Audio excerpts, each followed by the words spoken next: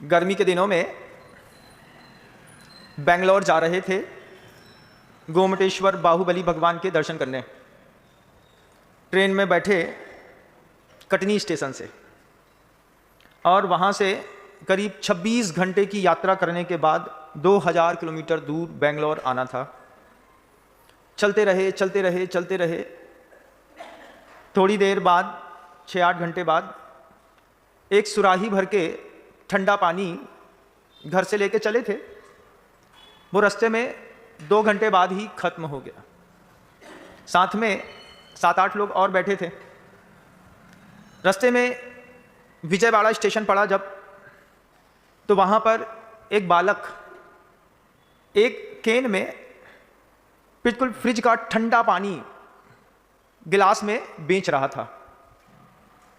अब जैसे ही पानी दिखा तो पानी पीने वालों ने तो बिना पूछे पानी पी लिया, लेकिन साथ में रहने वाला एक व्यक्ति पूछता है बच्चे से, पानी कितने रुपए गिलास है?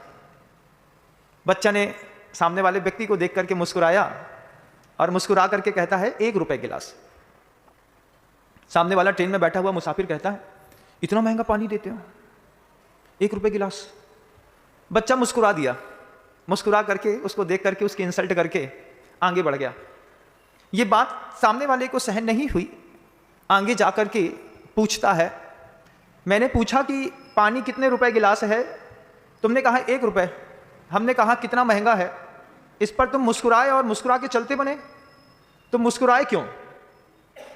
तो वो बालक कहता है, साहब पानी की कीमत रुपए तय नहीं करता, प्यास तय करती है। अगर आपको प्यास है फिर आप पानी की कीमत नहीं पूछते, आप सिर्फ पीते चले जाते हैं। सम्मेद शिखर जी चढ़ते हैं पहली बार, और जब ऊपर एकदम से कंठ सूख जाता है और वहाँ पर कुछ आदिवासी ग्रामीण बंधु जब नींबू पानी का गिलास बेचते हैं कांच के गिलास में, उनसे रेट पूछते हैं कि बैठ करके बोलते हैं जब तक हम तृप्त ना हो जाएं तब तक पिलाता रहे।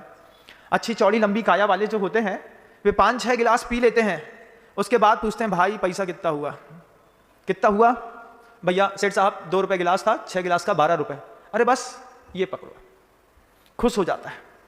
किसी भी क्षेत्र में राशियां वस्तु की कीमत तय नहीं करती, आपकी प्यास तय करती है कि आपको कितनी वेदना है उस चीज को लेकर के, और लेने वाला चुपचाप लेता चला जाता है। साथ में जितने लोग थे, मैं स्वयं गर्मी में बिल्कुल तप गया था। जैसे ही देखा कि बिल्कुल ठंडा पानी है, उसकी केन में बाहर पानी की बूंदें दिख रही थी, उससे ही अंदाजा लगा लिया था। हमने कहा पहले पानी पिलाओ, बस हो गया। ना ब्रह्मचारी थे ना कुछ और गृहस्थ थे, अब जितना खत्म हो गया माल, अब क्या करें? तो वहां से पानी पीता गया। जब 5-6 गिलास पी लिया, उसके बाद सबने पी लिया, 5-7-8 लोगों ने 20-25 रुपए का पानी पिया, फुर्सत हो गए। लेकिन बच्चा संदेश दे गया, 1 रुपए हो या 2 रुपए, पानी के गिलास पैसा तय नहीं करता है, प्यास तय करती है। आप में से भी इतने सारे महानुभाव लगातार उठ करके मेरे पास अपने आप चले आते हैं। मैं आते हैं, मेरे पास बैठते हैं, संवाद करते हैं। मैं बस एक देखता हूं एक बात को कि प्यास कितनी गहरी है, उपद के आता है हमारे पास।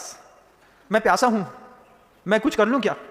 ऐसा कर लो, ये अमृत धारा लगा लो, ये बर्फ की सिल्ली रख लो, ये मिट्टी पट्टी रख लो, अपना भला कर लो। और वो हमसे जो लेना चाहता है वो लेकर के कृतकृत्य होता है। जो लोग अपने आप आते हैं, आकर के अपनी प्यास बुझाते हैं और झूम जाते हैं। जैसे अभी एक परिवार हमारे बीच में आया और गुरुदेव के प्रकल्प के साथ जुड़ करके अपने आप को झुमा गया। बोलता है हमसे, आप खुद बोल दीजिए ना। मैं कहता मैं भी बोल देता हूँ, अनुमोदना करता हूँ, तुम्हारी प्यास जिसमें बुझेगी मुझे उसमें संतुष्टि है, क्योंकि मैं तो पानी पिलाने वाला हूँ, मुझे तो पिलाने का काम है मेरा।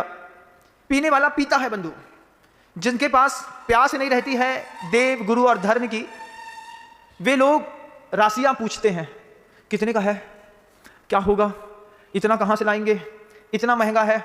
जो लोग इस तरीके के संवाद पर आगे आते हैं उनके जीवन में प्यास नहीं रहती, वे सिर्फ ऑब्जर्वेशन करने वाले लोग रहते हैं। प्यासे लोग सौदे नहीं करते, वस्तुएं खरीदते हैं। कितने में मिलेगी, जितने में भी मिलेगी, हमको प्यास है, हमको चाहिए है, बात खत्म हो गई। आपको जो लेना होगा आप ले लीजिएगा।